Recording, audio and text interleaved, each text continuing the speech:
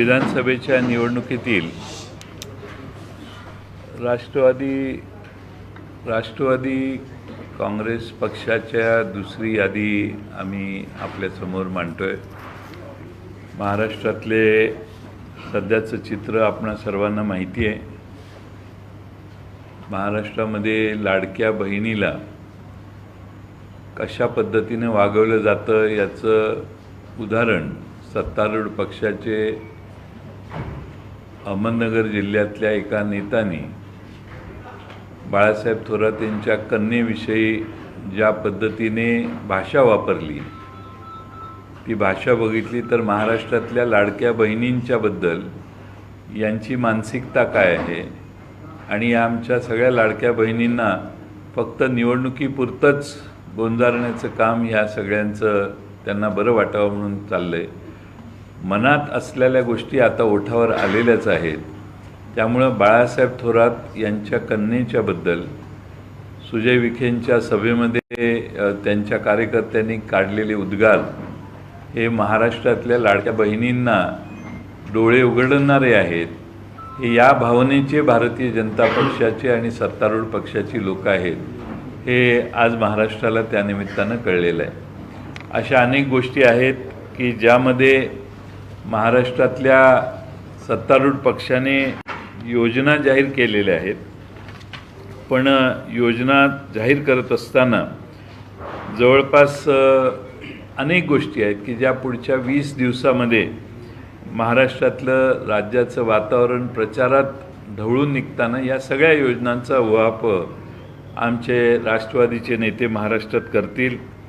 आम्ही परिवर्तनासाठी आग्रही आहोत आणि त्यासाठी शेतकऱ्यांचे शेतीमालाचे दर घसरलेले आहेत, अवकाळी पावसाचं नुकसान मिळालेलं नाही, कापूस मका सोयाबीनची माती या सरकारने केलेली आहे, दिवाळी तोंडावर आलेली आहे आणि शेतकऱ्यांच्या तोंडचा घास यांनी हिसकावून घेतलेला आहे।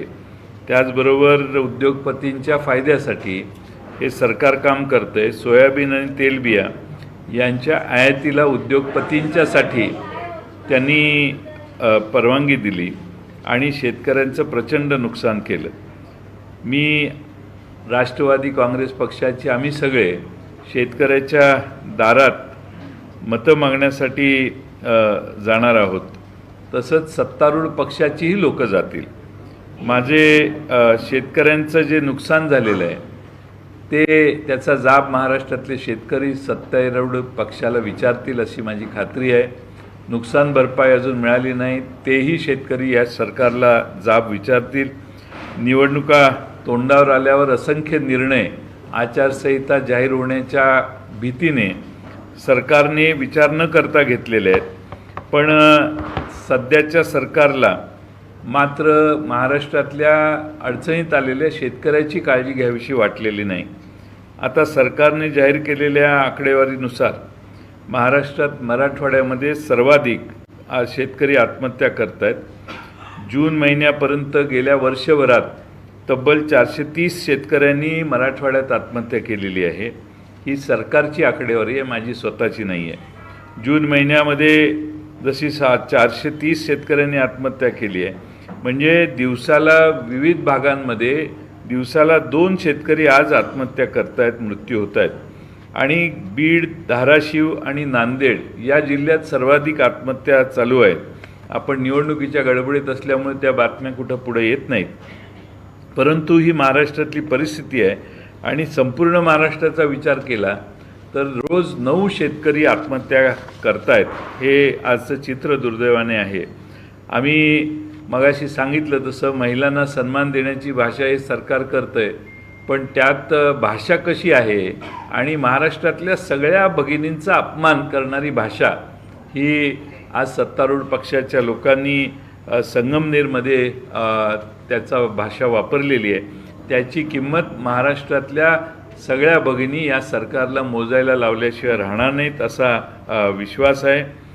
1500 रुपये दिले, पण तेल आज 3000 रुपयाला मिळतंय। दिवाळीच्या फराळ करणाऱ्या आमच्या भगिनींना विचारा की सरकारबद्दल आमच्या भगिनी काय बोलतायत आणि म्हणून या निवडणुकीत त्यांना उत्तर मिळेल असा मला विश्वास आहे. मी राष्ट्रवादी काँग्रेस पक्षाची दुसरी यादी आपल्यासमोर वाचतोय. विधानसभा मतदारसंघ 16 एरंडोल सतीश अण्णा पाटील. विधानसभा नंबर 111 गंगापूर सतीश चव्हाण. विधानसभा नंबर 135 शहापूर पांडुरंग बरोरा. 243 परंडा राहुल मोटे. 230 बीड संदीप क्षीरसागर. 44 आर्वी श्रीमती मयुरा काळे. 116 बागलान श्रीमती दीपिका चव्हाण.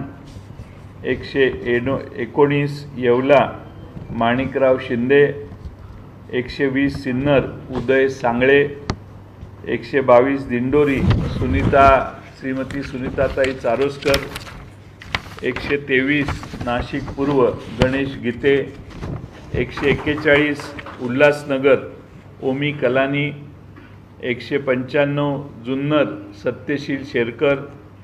206 पिंपरी श्रीमती सुलक्षणा शिलवंत. 211 खडकवासला सचिन दोडके.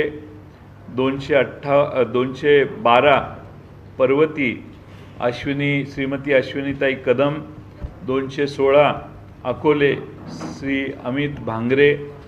225 अहिल्यानगर शहर अभिषेक कळमकर. 254 माळशिरस उत्तम जानकर. 255 फलटण दीपक चव्हाण. 271 चंदगड नंदिनीताई बाबुळकर कुपेकर. 279 इचलकरंजी मदन कारंडे. ही आमची यादी आहे. आणखीन थोडेसे राहिलेले आहेत, ते आज रात्री किंवा उद्यापर्यंत आम्ही यांची नावं प्रकाशित करू, जाहीर करू. आणि मला खात्री आहे की आम्ही सर्वच उमेदवारांच्या नावांचा बराच अभ्यास करून अनेक उमेदवार मागणी करत असताना देखील आम्ही त्यातनं मार्ग काढून सगळ्यांचं समाधान करण्याचा प्रयत्न केला आहे. आणि आमच्यातले सर्वोत्तम आणि जास्तीत जास्त मतदान घेऊन विजयी होतील असे उमेदवार देण्याचं काम केलेलं आहे. महाराष्ट्रातल्या येणाऱ्या निवडणुकांमध्ये ही आमची आता दुसरी यादी आहे. तिसरी यादी कदाचित आपल्याला न भेटता परस्परच जाहीर करण्याची आपण मला परवानगी द्याल. जर मी मुंबईत असेन तर नक्की करेन. आपण सर्वांनी आम्हाला आत्तापर्यंत सहकार्य केलेलं आहे. मला खात्री आहे महाराष्ट्रातल्या शेतकऱ्यांचे, शेतमजुराचे, महागाईचे आणि बेरोजगार युवकांचे प्रश्न सोडवण्यासाठी महाराष्ट्र हे सरकार बदलण्याच्या तयारीत आहे. मला विश्वास आहे की आमचे हे सगळे उमेदवार आपल्या आशीर्वादाने, महाराष्ट्रातल्या जनतेच्या आशीर्वादाने यशस्वी होतील आणि निश्चितपणाने उद्याच्या महाराष्ट्रात विधानसभेत आमचे जास्तीत जास्त उमेदवार निवडून येतील. धन्यवाद.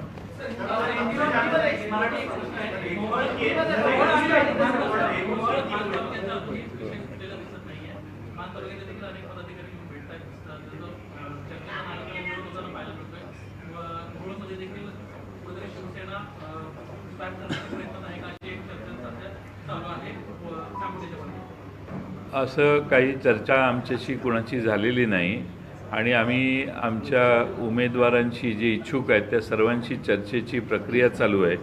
ती प्रक्रिया संपली की आपल्याला कदाचित संध्याकाळी आणखीन एखादी यादी आम्ही आपल्याला सादर करू. आम्ही त्यांच्याशी चर्चा चालू आहे, त्यातनं मार्ग निघेल असा मला विश्वास आहे.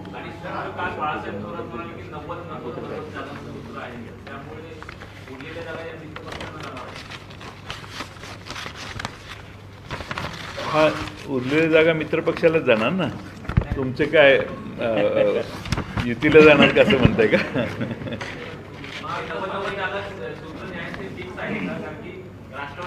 सूत्र मेरिटनं चाललंय. 90 अशा कुणीही संख्येवर अडून बसलेलं नाही आहे.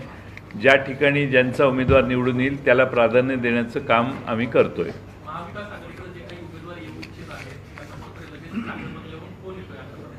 हां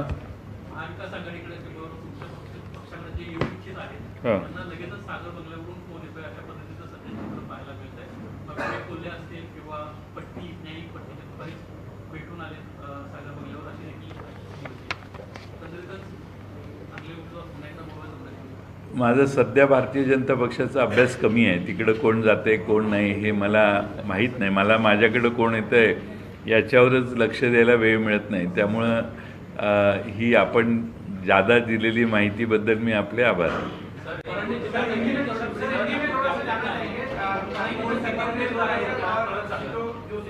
तो इनका पहला मराठी में कर देते. आमची चर्चा चालू आहे शिवसेनेची.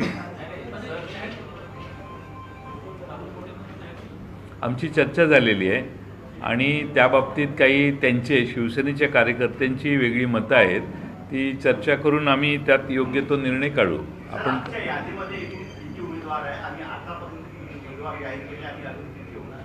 मी पुण्यामध्ये 45 उमेदवार जाहीर केले आणि आत्ताच्या यादीचे आपल्याला मोजून सांगतो. फोटो थोड्या वेळाने मिळेल. काय नाही ते तुम्हाला लिस्ट देणार ना. मला तुम्ही परवानगी दिली की इथनं उठलं की लगेच परवानगी.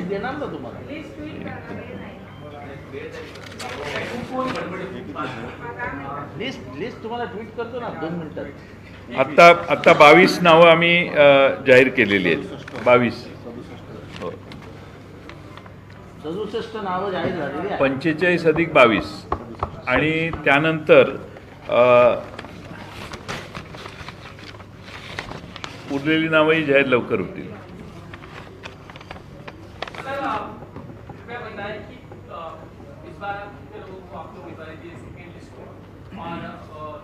आपका जो फॉर्मूला 90-90 का सामने आया है, क्या वो 90 है या 85 है, इसको लेके भी कंफ्यूजन? 90-90-90 का फॉर्मूला आप सबने 85-85-85 कितने हुए ये हमको बताया. विपक्ष के हमारे सामने वाले नेताओं ने भी 85-85-85 के बारे में हमारे गणित में सुधारना करने की कोशिश की, इसलिए मैं उनका भी आभारी हूँ. लेकिन 90 या 85 ऐसा कोई फिक्स फार्मूला हमारे में नहीं है. जहाँ जो चुन के आने की संभावना है वहाँ हम उस पार्टी का कंसिडरेशन करते हैं. इसलिए हम कोशिश कर रहे हैं कि हमारे सबसे अच्छे उम्मीदवार को सामने रखें. सर हमने देखा है कि हारून खान जो है कभी आपके पास राष्ट्रवादी कांग्रेस में हुआ करते थे, आपने कुछ आपने एक्सचेंज कर रहे हैं आप उम्मीदवार यहाँ. हारून खान हमारे पार्टी में थे, कॉरपोरेटर थे. हमारे साथ उनके बहुत अच्छे ताल्लुकात है, लेकिन वो सीट कांग्रेस के पास गई है, इसलिए उन्होंने कांग्रेस को ऑप्शन कांग्रेस का ले लिया है.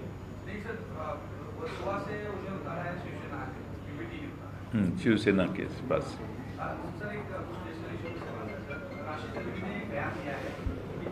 किसने?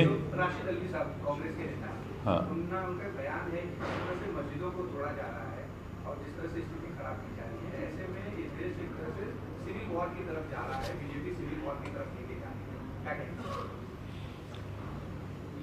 मुझे मालूम नहीं उस किस कॉन्टेक्स्ट में उन्होंने ये किया.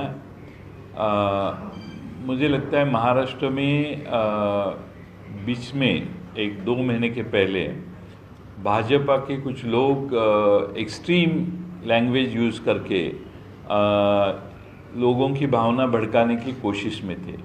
लेकिन महाराष्ट्र में सभी वर्गों का और सभी कास्ट और रिलीजियस लोग जो है रिलीजन के लोग हैं उनका मैं आभार व्यक्त करता हूं कि लोगों ने रिस्पॉन्ड नहीं किया उनको. लेकिन कोशिश ये थी कि एक्सट्रीम लैंग्वेज इस्तेमाल करें. उनका बहुत कोशिश महाराष्ट्र में हुई कि इलेक्शन के पहले दंगे धोपे हो, लेकिन मैं सारे कम्युनिटी खास तौर पे जिनके ऊपर ये शब्दों का और गलत लैंग्वेज का इस्तेमाल हुआ, वो सारे लोगों ने बहुत अच्छा समझदारी ली और उनको मुझे लगता है कि वो लोग चाहते हैं कि आगे आके दंगे धोपे करने से बजाय हम वोट के ज़रिए भाजपा को उखाड़ के फेंक देंगे.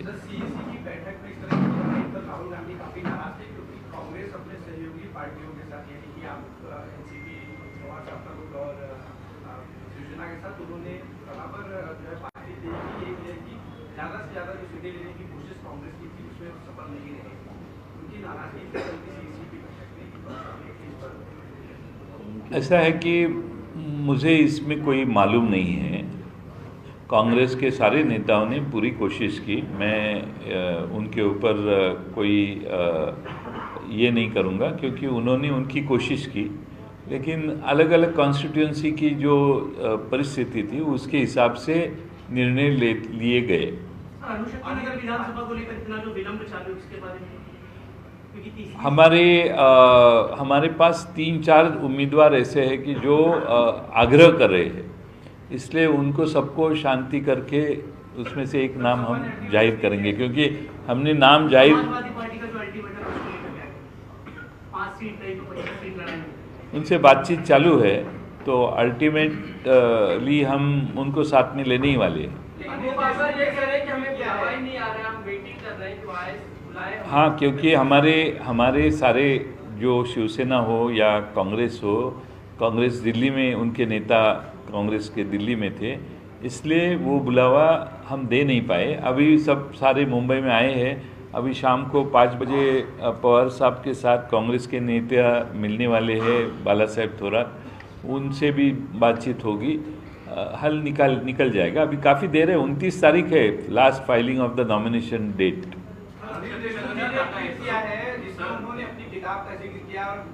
किसने?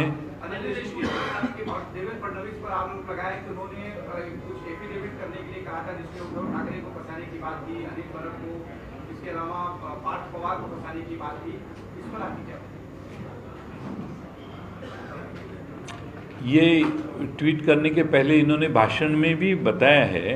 ये उन्होंने लगातार 2-4 दफ़े कहा है, और कैसे यंत्रणाओं का गैर इस्तेमाल हो रहा है, ये लोगों के सामने इसके पहले ये मुद्दा उन्होंने रखा है, फिर एक बार आप कहते हैं तो ट्वीट किया है।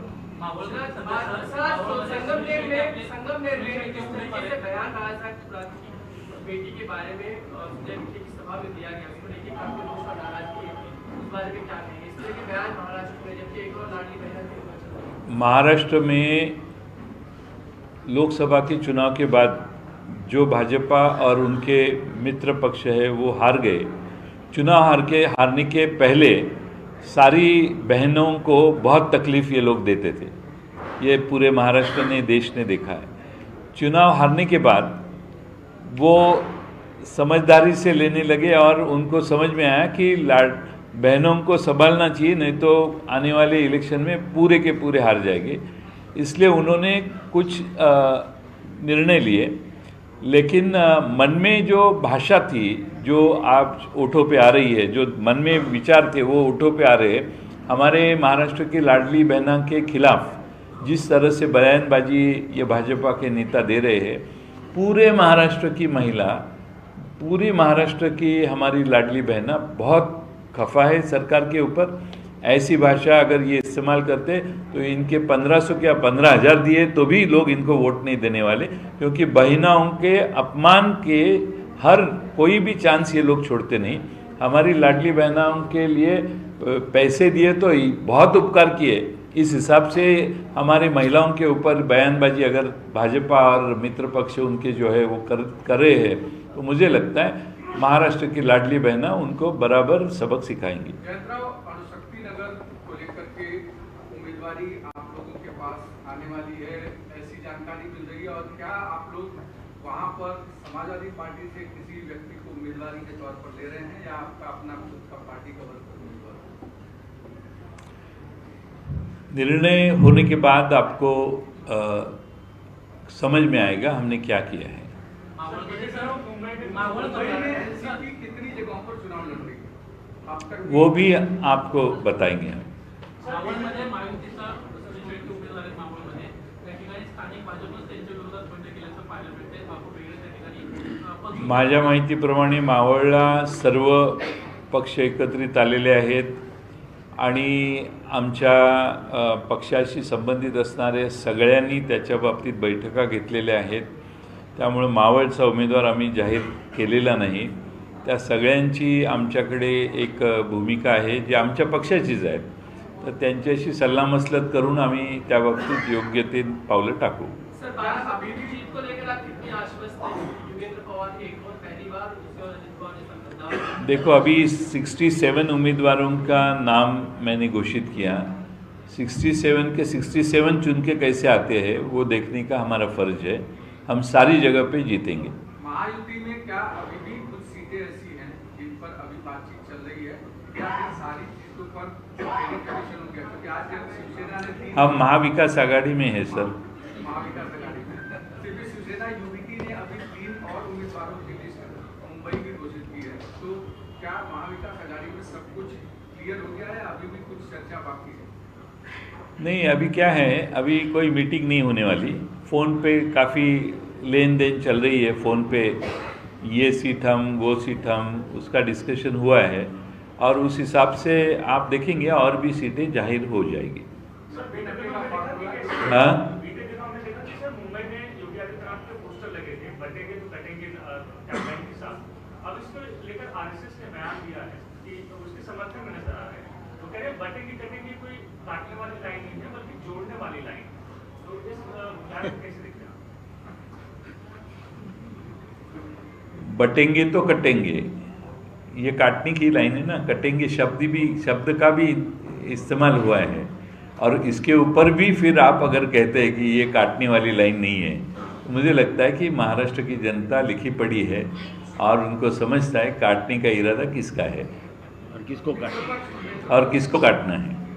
मित्रपक्ष जो छोटे दल आप लोगों के साथ है महाविकास में, उनको लेकर क्या चर्चा हो गई है या उनके सीट पर चर्चा हो गई है, कुछ पूरी होने को एक आध दिन और लगेगा। 90-90 का जो फॉर्मूला कल 12 साल पुरानी बनी हुई बताया, क्या उसी फॉर्मूले पर आगे बढ़ रहे हैं? 90 के करीब सब है। थोड़ा सा 1-2 सीट आगे पीछे हो जाएगी। बाला साहेब थोरात ने जो कहा है वो सही है। Thank you. हे गणेश 2 मिनट।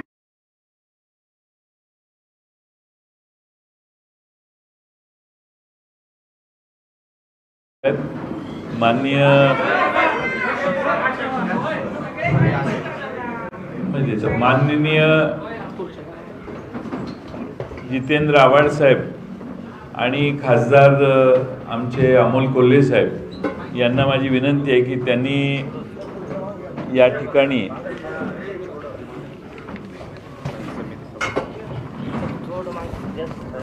गणेश बबनराव गीते, स्थायी समिती नाशिक सभापती, महानगरपालिका नाशिक, त्यांच्याबरोबर तिथल्या नियोजन समिती, जिल्हा नियोजन समितीचे सदस्य ज्ञानेश्वर गामणे, सामाजिक कार्यकर्ते प्रमोद देवराम पालवे, माजी नगरसेवक विजय खंडेराव सानप, क्रांतीवीर वसंतराव नाईक शिक्षण संस्थेचे बाळासाहेब संपत धात्रक, गोकुळ बबनराव गीते, कृषी उत्पन्न बाजार समिती पिंपळगाव बसवंतचे संचालक, नाशिक तालीम संघ चे अध्यक्ष शरदप्पा बोडके, प्रतीक मच्छिंद्र पवार आणि विकास जयवंत दरगोडे आणि त्यांच्याबरोबर असंख्य सहकारी यांनी राष्ट्रवादीमध्ये प्रवेश करण्याचा निर्णय केलेला आहे। आपण मगाशी ऐकले की गणेश गीते हे आमचे नाशिक पूर्वचे उमेदवार आहेत आणि त्यामुळं त्यांचा आपल्या सर्वांच्या साक्षीने पक्षप्रवेश आज होतोय। धन्यवाद। झालं।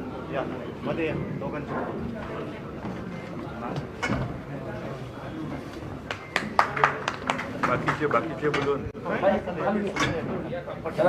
इकडे या, इकडे दे, इथे दे, साहेबांनी दे।